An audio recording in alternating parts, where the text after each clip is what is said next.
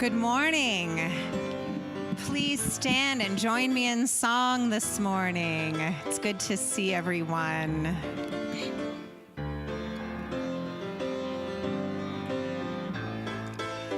God is my source.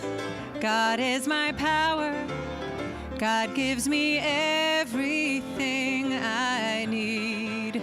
So I give thanks for all my blessings. God gives me everything I need. God is my source. God is my power. God gives me everything I need. So I give thanks for all my blessings. God gives me everything I need. I invite you to greet each other with a sign of peace this morning.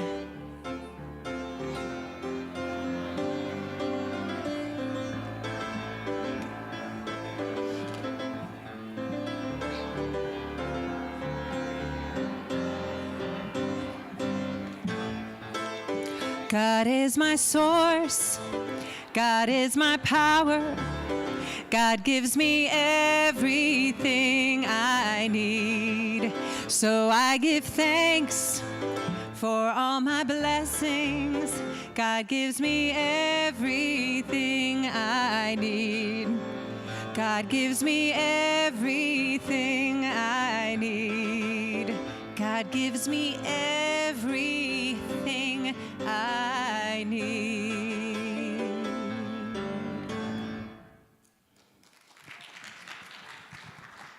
Thank you, Stephanie. The only other thing you could have done was light those candles. I forgot. I think it's the weather, right? My brain was asleep, but it's a nice weather out. And welcome, welcome. I'm Shireen Hill. I'm so glad to see you all here and to feel the energy of those in our virtual sanctuary. I'm glad that you had time to be with us in this space. If you are new and haven't had an opportunity to learn about who we are, Marietta is at the welcome desk, and she can give you a welcome packet so that you can learn more and you can share information about who you are. And then online, we actually have a space that is called New to Unity, which is on our website at unitydenver.org. So, in welcoming you, I wanted to also start us with our creed, which will come up on a slide here that you can say with me if you would like.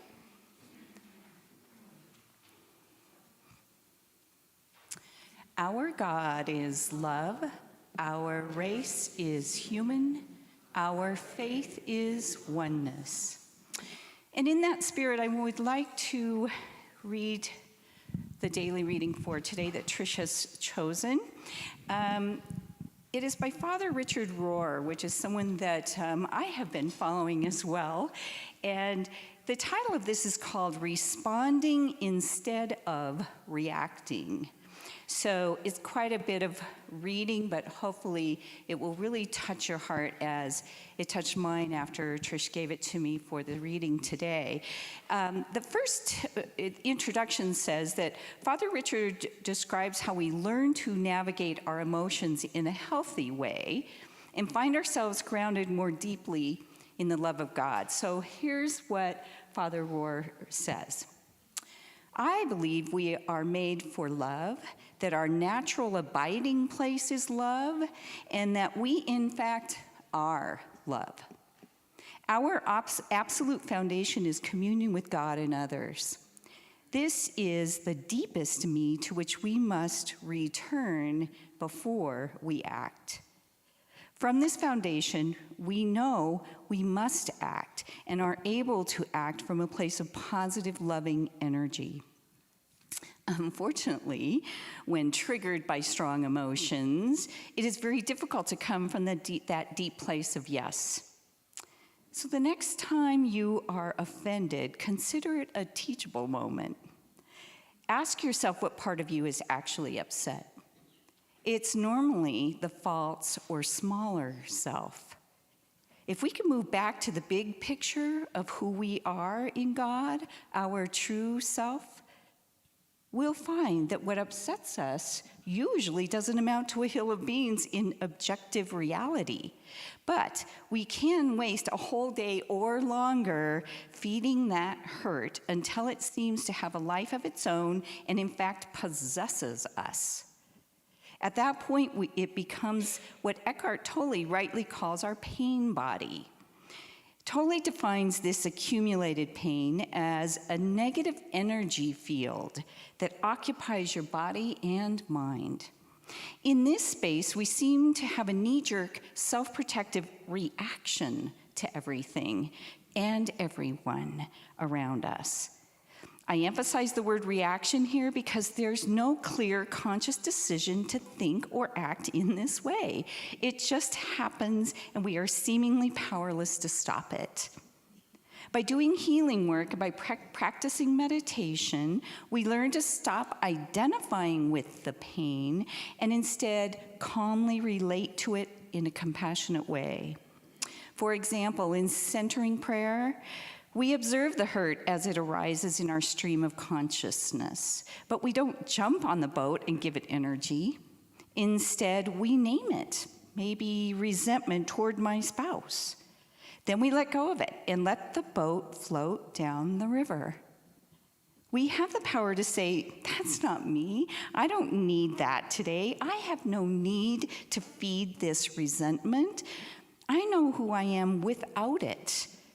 This is the beginning of emotional sobriety.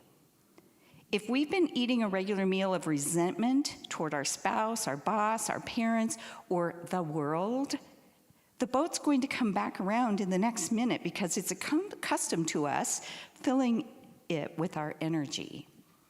But we must be able to ask and to discover, who was I before I resented my spouse? And even before that? This is the primary way we can learn to live in our true self, where we are led by a foundational yes, not the petty pushbacks of no.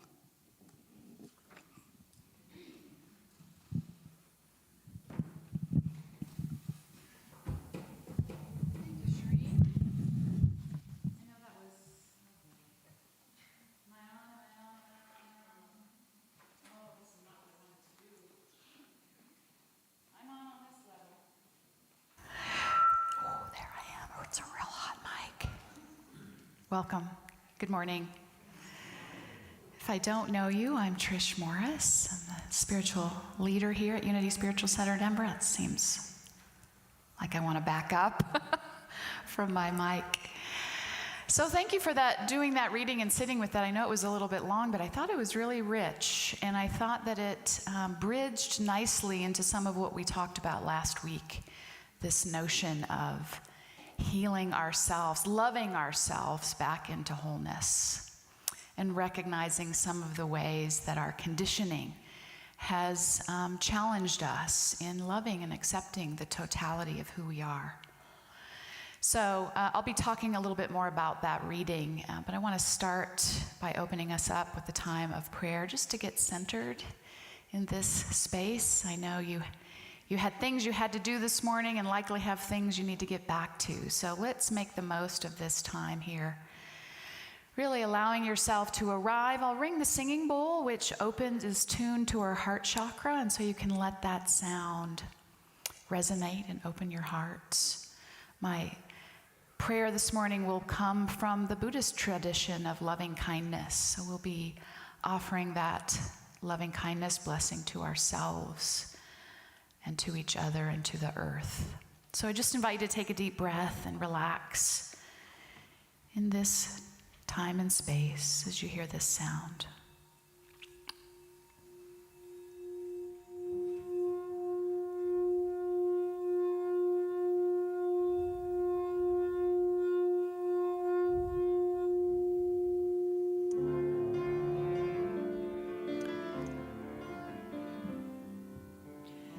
Surely the presence of love is in this place. I can feel the mighty power and the grace. There's a holy see glory on each face. Surely the presence of love is in this place.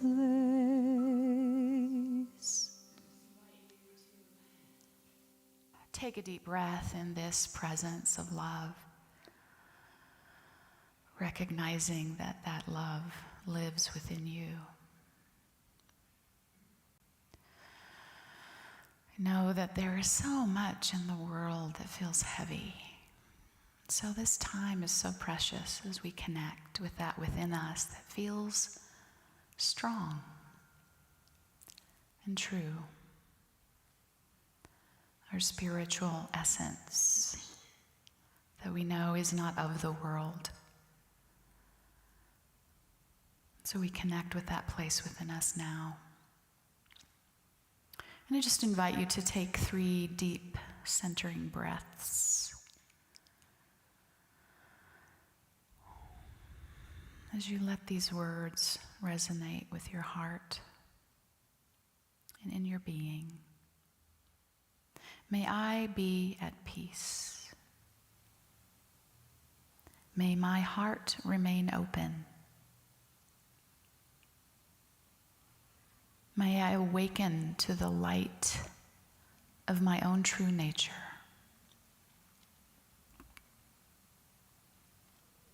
May I be healed. May I be a source of healing for all beings.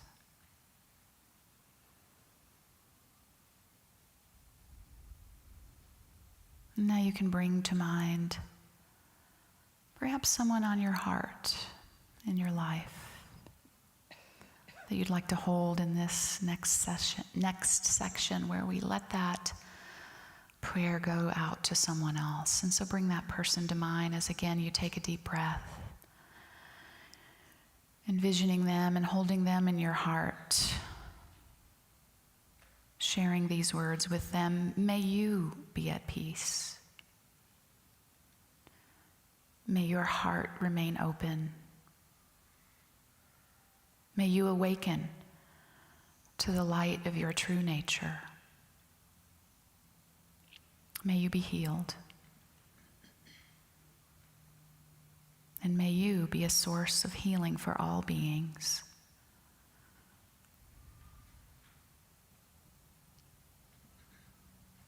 And then just seeing that prayer sort of ripple out through all in our lives, in our communities, and in our world. As we again take a deep breath, sending out this prayer. May there be peace on earth. May the hearts of all people be open to themselves and each other.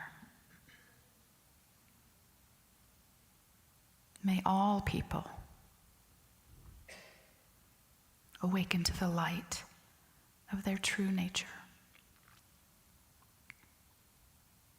And may all creation be blessed as it is a blessing to all that is.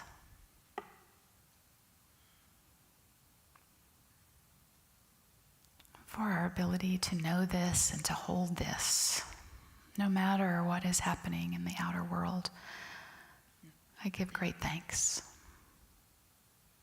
And so it is.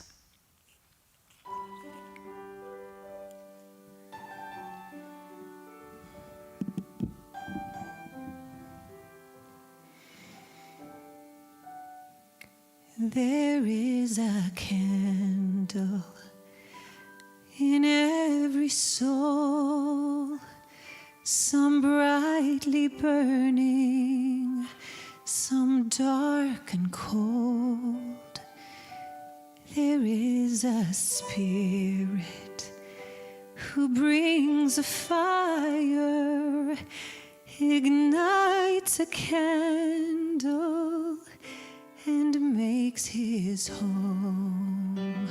Carry your candle, run to the darkness, seek out the hopeless, confused and torn. Hold out your candle for all to see it.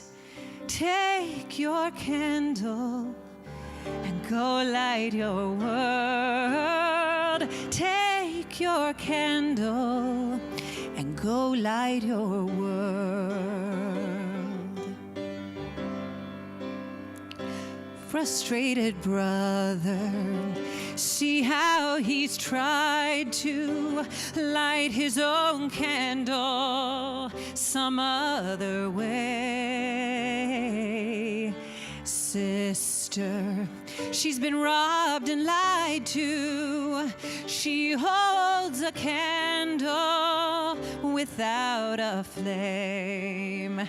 Carry your candle, run to the darkness, seek out the lonely, the tired and worn. Hold out your candle for all to see it.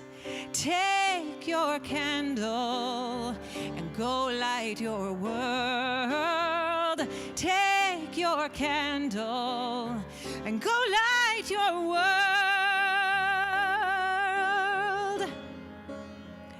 We are a family whose hearts are blazing, so let's raise our candles and light up the sky, praying to the Spirit in the name of love. Make us a beacon in darkest times. Carry your candle, run to the darkness, seek out the helpless, deceived and poor. Hold out your candle for all to see it.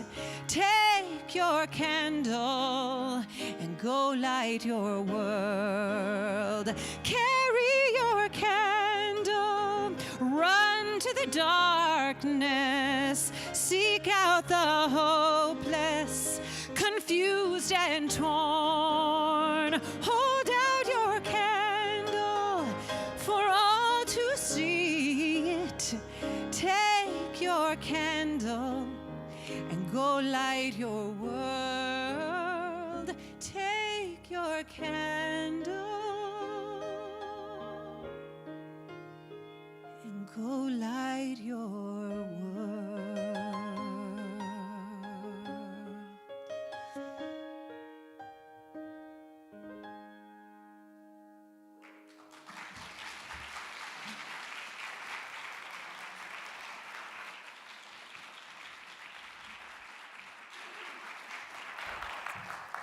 Thank you, Stephanie. The former party light consultant in me wants to say, thank God there are 3 wicks. Ba-dum-bum, I don't have Nick here. Meaning you need a bigger candle these days, it feels like. And to that end, I'm going to go ahead and be sure our Christ light is lit by this amazing, oh my gosh, I've done it on camera. All right, imagine that light to be lit with your imagination. We'll change the battery for next week. Yeah, so anyone else feeling just like, oh, why is this so hard? Raise your hand taller. Right. Yeah, okay, good. I'm in good company. I was talking with, Ken, who does those little films for me every week, and he shows up, and I say, I don't know what I'm going to say. And we come up with it together. And he said that everything just feels so hard right now. And, certainly I think we can understand that when we think of, we're going on.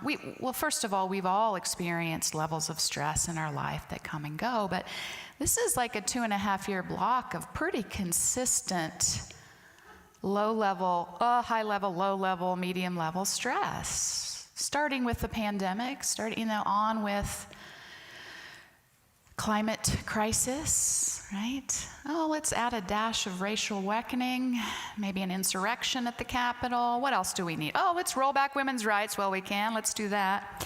I said it.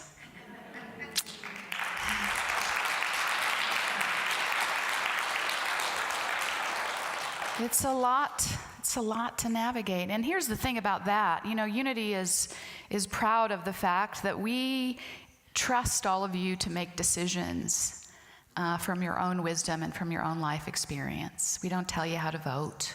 We don't tell you who to vote for. Boy, can you imagine? Oh, that'd be fun. But we ensure and certainly support you to do that. That's certainly a duty that we all have. And in terms of that, you know, I've been asked by many people, are you going to talk about that at church? I was like, oh gosh, as if it wasn't hard enough, let me get on stage and talk about it.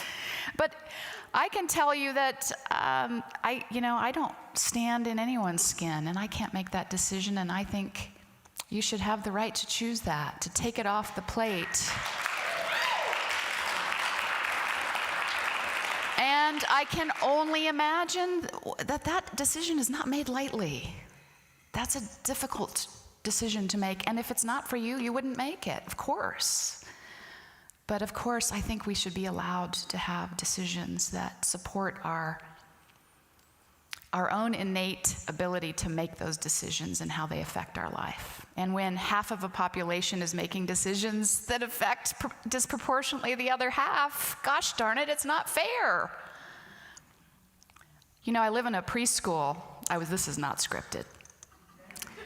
And they were doing art as activism last week. It's amazing stuff that they do there. And so this was like 4 to 8-year-olds. Maybe there's one 9-year-old, you know, and talking about art and what do you know about activism and all sorts of, well, it's when you stand up for things that aren't right or you want to see something change, like what? And someone knew, they had learned about land acknowledgements. They were talking about being conscious of indigenous people, that this is their land and how we can honor that. That was sweet. And someone else said, and so that women are equally represented and have equal rights. And someone said, one of the little girls said, what does that mean? And Miss Heidi said something like, well, you know, for example, a woman could have the same exact job as a man and not make as much money. And she belted out, that's not fair. I mean, I heard it like all the way in the house, like, what are you teaching these children out here? But just innately sort of, no, that's not cool. That's not fair. That's not right. And they did all sorts of fun stuff with art as activism. But as I said, that wasn't scripted. So it is a lot, and I want to just acknowledge, as I began to, that just physiologically our systems have been taxed, and there is sort of a response to that when you're under that chronic level of sort of fight, flight, or freeze, and it's exhausting. And so I'm just reminding us to take good care of our physical bodies. I know the temptation might be there to stay up all night and watch Netflix or drink too much alcohol or all the other things, eat too much sugar. That feels like for the moment it alleviates some of that, and it usually bites us elsewhere in the morning. And it doesn't bring us to our best, which is what we need, is our physical best. And so taking good care of your physical body, moving it, eating well, sleeping well, certainly being aware and taking care of your feeling nature and the ways in which you're using your thinking mind. Are you fixated in fear and lack? Or are you still holding for possibility and connection and truth, that there is a purpose to all of this, and I want to be a part of what that means? So I think we've all talked about certain things that have been revealed in us during this time of stress. We've met our edges, and some of us have been shocked to find how sharp they are, how quickly we drop off. So that was a little bit of that reading as well, right? That part of, I love that idea of emotional sobriety. I hadn't thought of it quite like that. And he has a whole program that Father Richard Rohr, based on that idea of developing emotional sobriety. You could also probably call it emotional intelligence. But it's in a body of work called Rewiring Our Programs for Happiness. And it reminded me a little of what we talked about last week. It's okay if you weren't here. Just kidding, it really is, I'll catch you up. But this idea that it was from a long time, I think he was popular in the 80s. Bonnie Botham texts me right away that she knew him. She went to a retreat with Frank Gudici in the 80s. His idea that He says all problems and challenges stem from this one basic problem, the inability to love ourselves totally and unconditionally, excuse me. And he goes on to say that in large part that is due to our conditioning, that we've been oftentimes unknowingly conditioned almost against ourselves or some aspect of ourselves as we have grown up. And so it matches this idea of rewiring that programming for happiness, for wholeness. And our spiritual truth and foundation supports us in doing that. As I shared in my writing this week, I ran across this quote from German medieval mystic Hildegard of Bingen that just sort of stopped me in my tracks. And it hit me on several levels, and I'll read it to you again, and you can just see how it lands with you. We cannot live in a world that is not our own, in a world that is interpreted for us by others. An interpreted world is not a home. Part of the terror is to take back our own listening, to use our own voice, and to see our own light. Dare to declare who you are. It is not far from the shores of silence to the boundaries of speech. The path is not long, but the way is deep. You must not only walk there, you must be prepared to leap. And what I heard in that, I heard, which I'll get to, some correlation around this conditioning and who we really are and how can we express that more fully. But that line about taking back your own listening, your own voice. Part of the terror is to take back our own listening, to use our own voice, and to see our own light. And what I feel about that, and I wrote about it a little bit, is sort of, and she was writing about this in the 1700s. I know mystics are ahead of their time, but we're slow learners. I feel like that what we're experiencing has been this denial of that. And so there's these talking points that we align with that don't even fully speak to all of us ourselves. And then we sort of stay in the chambers that sound more like us, right? And so literally to use your own voice in the sea of that takes great courage. And it's often, very often, I don't think, as radical as it we would believe if we believed some of those talking heads, right? And yet again, bringing back that idea of our conditioning, that if there's some aspect of how we are allowed to be, supported to be in the world that doesn't quite allow the space for all of us, that there's parts of us that we feel are kind of unworthy, or it's often been taught to us by people that were conditioned in the same way. It's nobody's fault, but we're becoming aware of that. And so, and I love the idea that we can see our own light. It gets limited when we don't really stand in that. We can feel completely overpowered. It can feel like someone blew my damn candle out.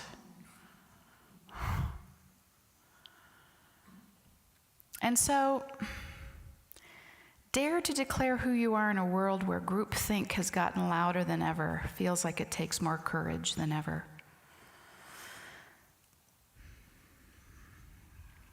And I reminded us in my writing again of the origin of the word courage, which comes from heart.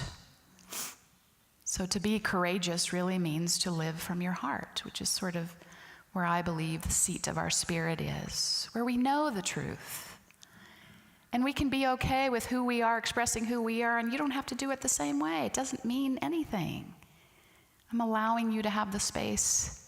And as I do that, or really as you take the space to do that, I see more of what I could be. I'm reminded of perhaps places and spaces in myself that have been denied or conditioned out of me, yes? I would be remiss if I didn't mention, as I did in my writing, the LGBTQ community that's celebrating Pride this weekend. for those having the courage to be who they are in a world that has been interpreted by others. And I'm even one of them, and I don't talk about it because I don't want to be judged. I don't want to be labeled. I don't want to be pinholed. I never liked the word lesbian anyway. It sounds like a dinosaur with real big lips. Maybe a lisp or something. I don't know. It's weird, I know. But I hadn't really seen that in that way, and I certainly had my own experience with that. I was 23 by the time I said, oh, this is what's going on. And I had to think long and hard about who in my family and who in my life I might lose if I said, this is what's going on. And that doesn't feel good, right? And it's a real choice to say, can I live a life that feels in alignment with who I am and not be that? It didn't feel like I could. And so I might lose some people along the way. Thankfully, I really didn't. My sweet grandma Shirley, who finished the 8th grade, when they all came together to try to figure it out, they thought I was living out of my car. Because I was just not around as much because I'd like cut my hair. I was trying to figure out how feminine I wanted to be. I was terrible butch, but I tried it. But just because all of those labels, like I got so annoyed with people whistling at me. I had this big long mane of hair, and so I cut my hair off. And I wasn't going around my family as much, and my grandma was like, is she living out of her car? So they had a little meeting, and my mom came, and my grandma was there, and my uncle, and by the time they sort of did some math, my grandma said, well, I think we all know she's gay. We just need to love her anyway. Grandma Shirley came through for the win. Yeah. And so I'm thankful for that. I know not everybody has that experience. And, that is just one part of who I am. The older I get, it's the less and less of the part of who I am. I don't even stay up late. I don't go out to the bars. I don't do any of that fun stuff I used to do. I haven't gone to the parade in years. And so you might say as a straight person, well, why do you need we don't have a parade to celebrate our heterosexuality. Get over yourselves, right? Fair enough. And to some degree, when you're in the norm, your life is a parade. I mean, you're not questioned, you're not doubted, you're not threatened. You can live where you want to live, love who you want to love, you can have the job you want, you can start a family. And so the pride is to say we're still here. We're still striving and thriving to live healthy lives, even though this world has been interpreted for us in some way. And you should have pride in that. You should celebrate that. And for those of you who are not in that group, when you show up, and again, you don't have to, but when you show up to say, I celebrate that. I'm glad you're still here. I'm glad you're being who you are. It means the world to us. And again, not that you have to do that. I'm not suggesting that. I'm just holding the space for, the way I understand the divine, which is what we are all expressions of, is so full, it's so rich, it's so expansive, that it comes through all these different ways. And why that scares us, why we need to manage it. Oh, you can't be, if you're that way, it makes me question why I'm this way. Don't let it. Or maybe you need to. Maybe it's been a box that has confined you as well, not necessarily being gay, but whatever it is. The whole Unity Church has come out. I'm kidding. But what I just see is all the ways that we have been limited in declaring who we are in ways that don't have to overshadow who other people are, that can allow the space for all of us to shine our lights. And it can be terrorizing, particularly if, you're in harm's way. People have been killed for being gay, for being transgender. And so we have to consider that as well.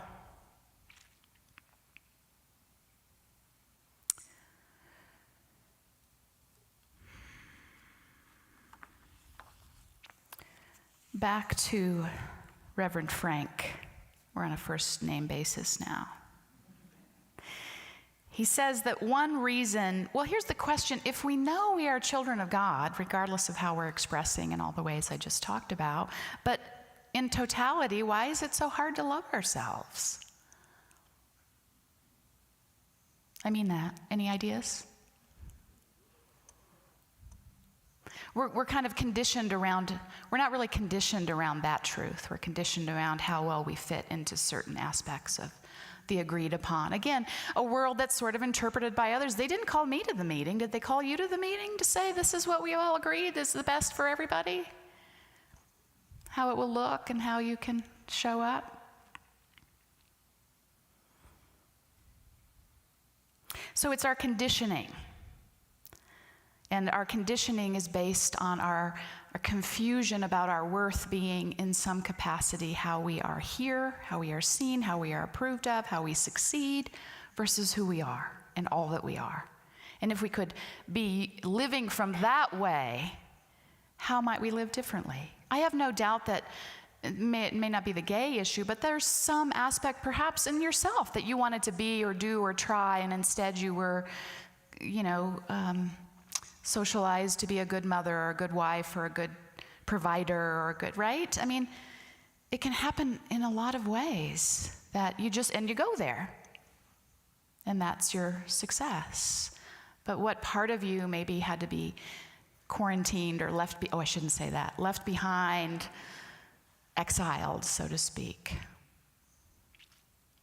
So Reverend Frank says one reason as to why we don't love ourselves enough also has to do with conditioning. Our conditioning is often at the hands of some authority figure as young children, our parents, our close relatives, maybe even a teacher or a preacher. In each case, the authority figure was pretty much responding to what? Their own level of conditioning, of what society expects. And in fact, many of us were conditioned more around how to love others, even to the exclusion of ourselves, getting ourselves into relationships that are not healthy sometimes, or putting ourselves before at all costs, putting others' needs ahead of ours. So there's a lot of conditioning that goes on. And I see that what we can do here, in part, is and I always want to hold the space that you have to address those things. I've said many times that taking the spiritual bypass is a real ripoff. You still have to go into the muck and the mire of your feeling experience, of your pain. But your spiritual essence and your truth strengthens you in doing that, guides you, supports you. That's been my experience. It doesn't condemn you. That's what the world does. And so when we spend time, for example, in prayer and meditation, we are conditioning our thinking mind and even our feeling nature around this greater truth of who we are and what we've come here to be. And that impacts how we can show up, yes? And the louder the world gets, the louder we have to get in that relationship, tuning into that part of us, spending time with that part of us, knowing it, trusting it, knowing that there is that place within us that is true, no matter how we've been conditioned. And depending on how much conditioning has gone on and how old we are, we have to do some work to get back to, oh, there I am, there's the truth of me. I can trust that, I can listen to that.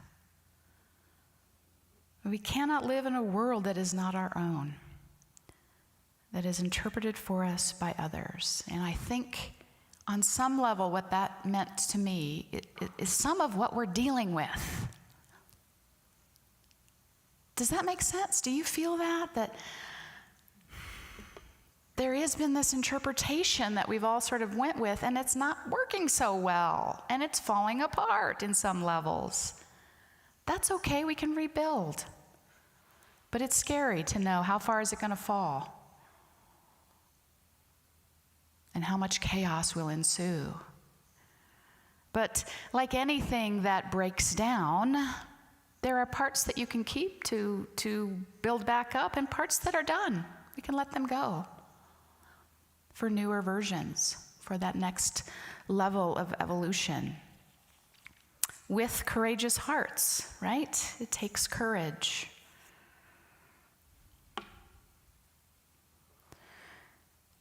And so I'd like to spend a little time with you in meditation to just let some of that move through you. You know, to perhaps connect with places within yourself where you feel perhaps your conditioning has limited you, has it can turn us on ourselves sometimes. And it can certainly support us in turning on others. It's very often conditioned into us. Who are the others? And so as we spend time sort of in that idea of loving ourself back to wholeness, holding all the aspects of ourself that we perhaps, even the parts that we don't want to look at, even the parts that scare us, even the parts that we've denied or projected. As we do that and we connect with our greater sense of wholeness, which we all have, which we all came in with, it sets us on a course to live the truth of our life. And as we do that for ourselves and allow that for others to be, I think that is how we can bring more peace on earth, more understanding, more compassion, more possibility.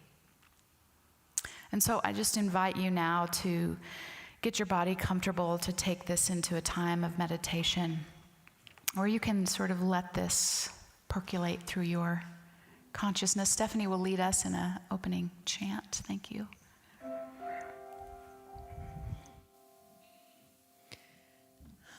I am a light, I am a light, I am a light in this world. I am a light, I am a light, I am a light in this world. And I shine, and I shine, and I shine so bright. And I shine, and I shine, and I shine so bright. So just take a deep breath. I know I've said a lot. Hopefully something's landed in your heart and in your mind. And just for this moment, let your mind rest on that idea that you are a light in this world. We are all those lights. So as you take a deep breath, I just invite you to let the outer world fade away as you center more fully into that light within you.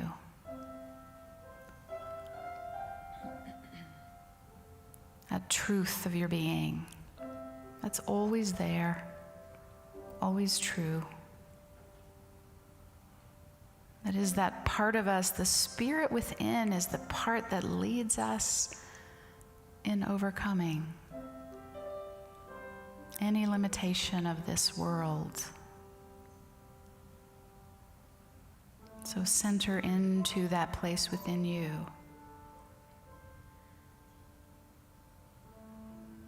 And in that space, you might just acknowledge some of the ways that you were handled and conditioned in the world have been painful.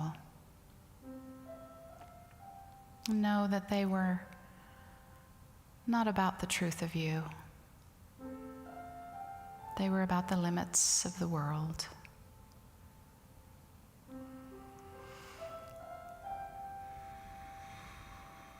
And so just breathe into the fullness that you still are, evermore shall be.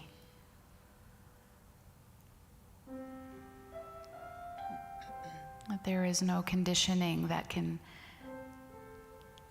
minimize that place and that space within you that knows the truth of who you are.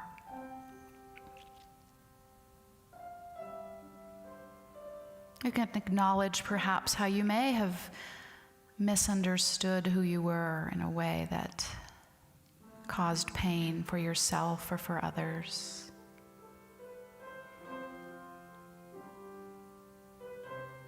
You can see that as an error, just an error in thinking and being.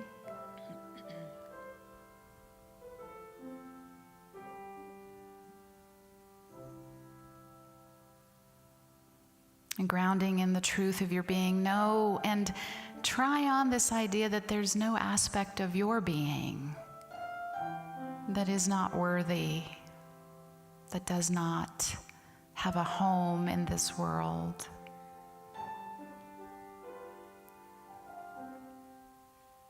All of you belongs here.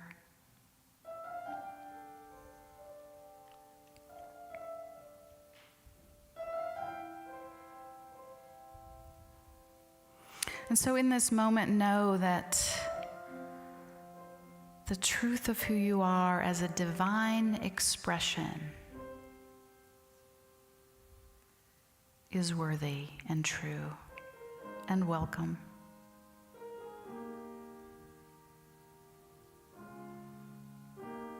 May all of who you are feel at home in this world.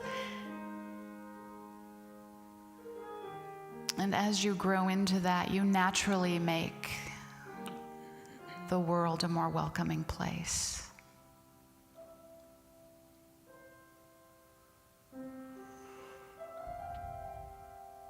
And so just connect with that place within you, your spirit, your divine essence. Let it comfort, strengthen, and guide you.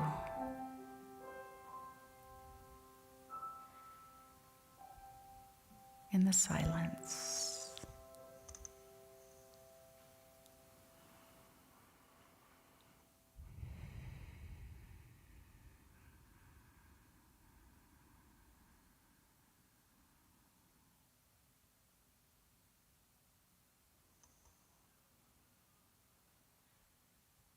I'm just continuing to breathe.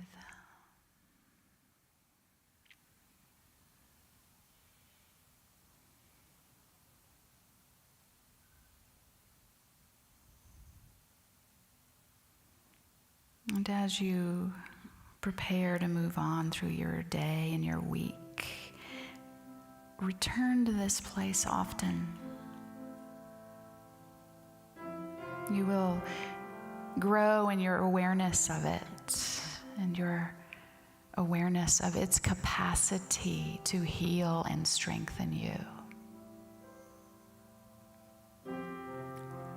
For it is that within you that rises strong and free. It is how we know that we are in the world but not of the world.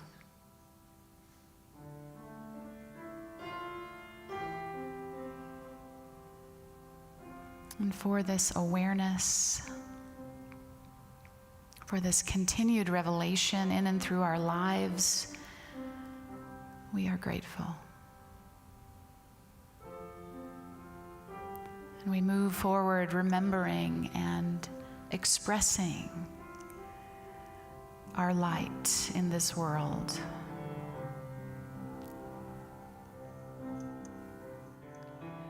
We are a light, we are a light, we are a light in this world.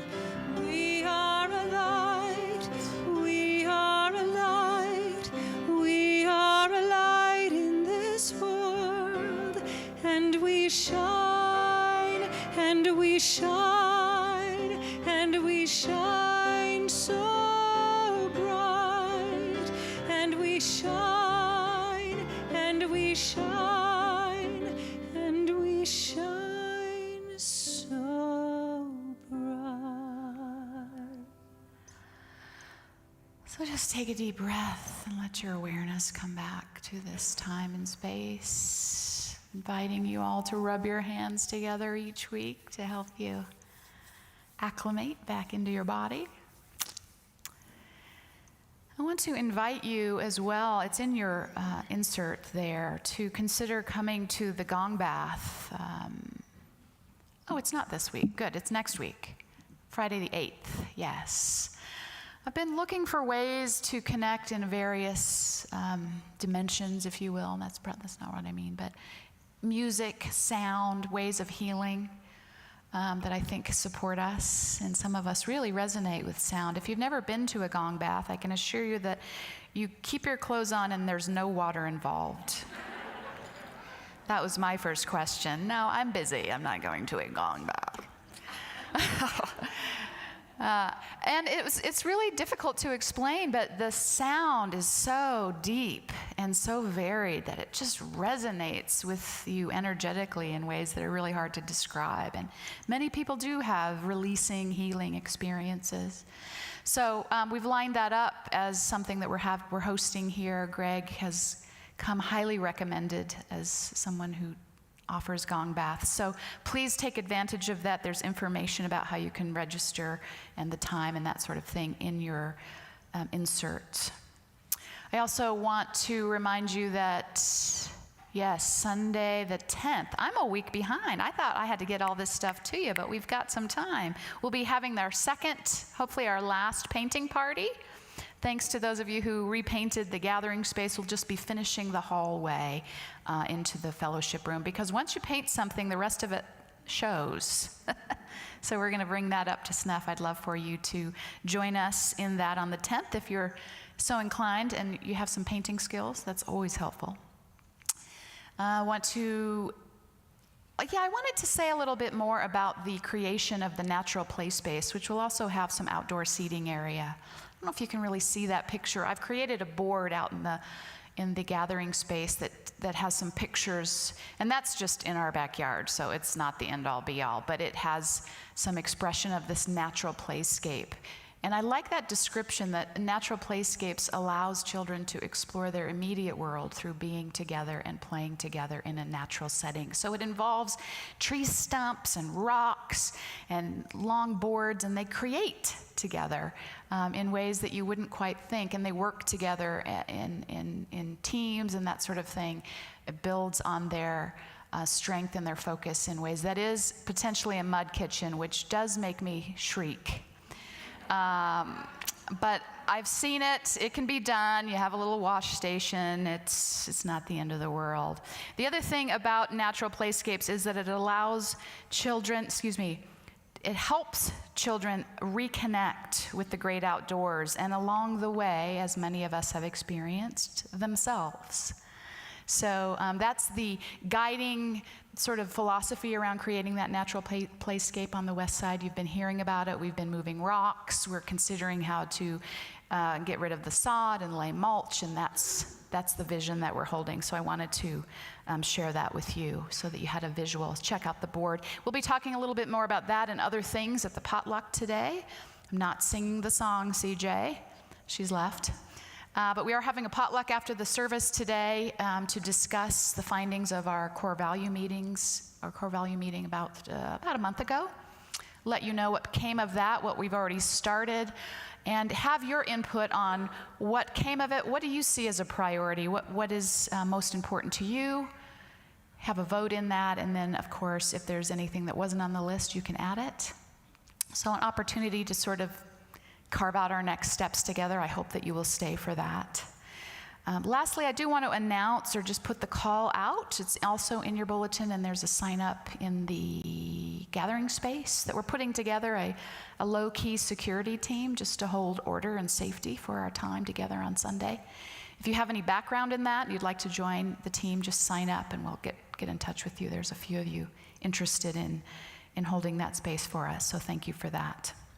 And now your ushers are standing on the call there. We are moving into taking up our love offering, which, all that happens here, from paying the utility bills to paying staff to all the other things in between, is all funded by your donations, which is a huge compliment and huge testament to your faith in what we do here at Unity Spiritual Center Denver. I hope and I pray that it makes a difference in your life and that you support it as you are called to do that with your financial good.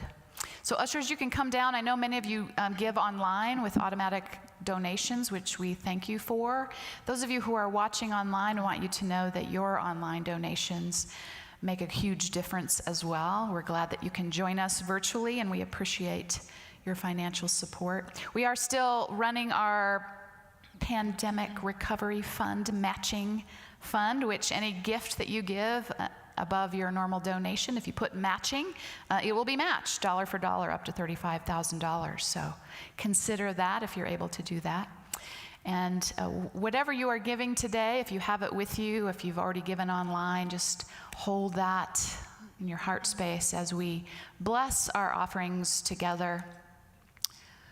Divine love as me blesses and multiplies all that I am, all that I have, all that I give, and all that I receive.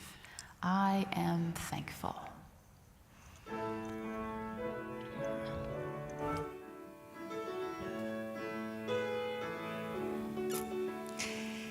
Didn't I tell you I hear what you say? Never look back as you're walking away. Carry the music, the memories, and keep them inside you. Laugh every day. Don't stop those tears from coming down.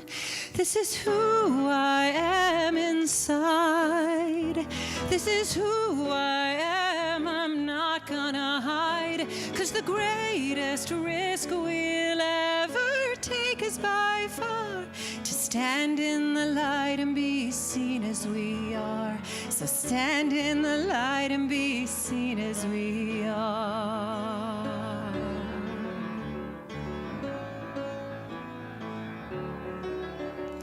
With courage and kindness, hold on to your faith. You get what you give, and it's never too late to reach for the branch and climb up, leaving sadness behind you. Fight hard for love. We can never give enough.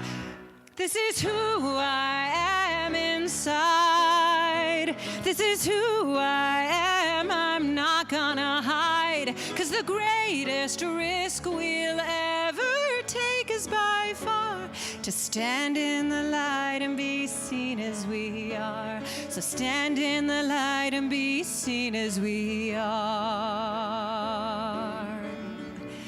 Riding the storms that come raging toward us, we dive, holding our breath as we break through the surface with arms open wide, arms open wide.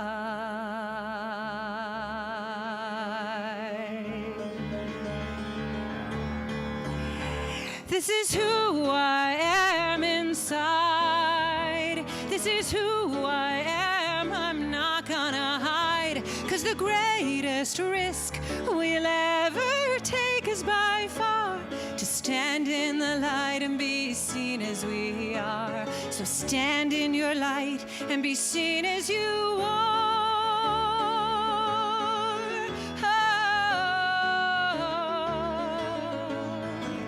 The greatest risk we'll ever take is by far to stand in the light and be seen as we are. So stand in the light and be seen as you are.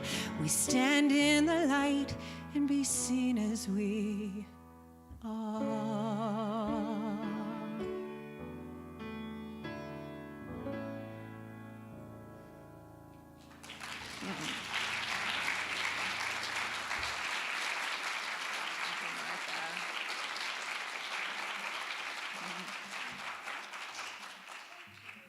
Welcome.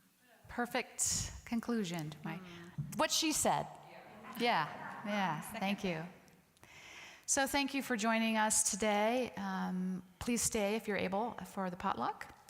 And I feel like I'm supposed to say something else. Does anyone remember? No, okay, good. We'll just stand together and close with our prayer for protection.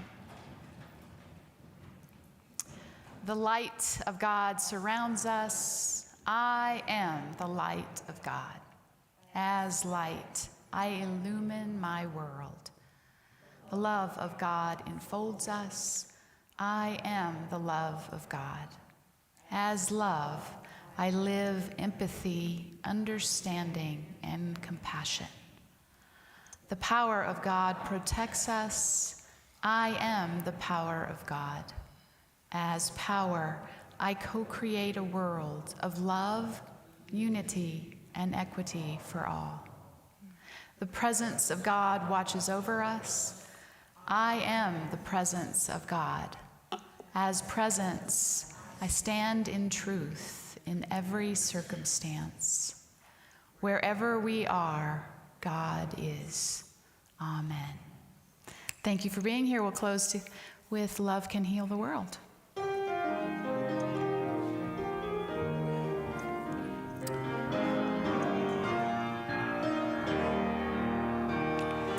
Love can move the world as the moon in the sky moves the sea. Love can cause the wars to cease. Love can move this world to peace. It's a tide that begins with you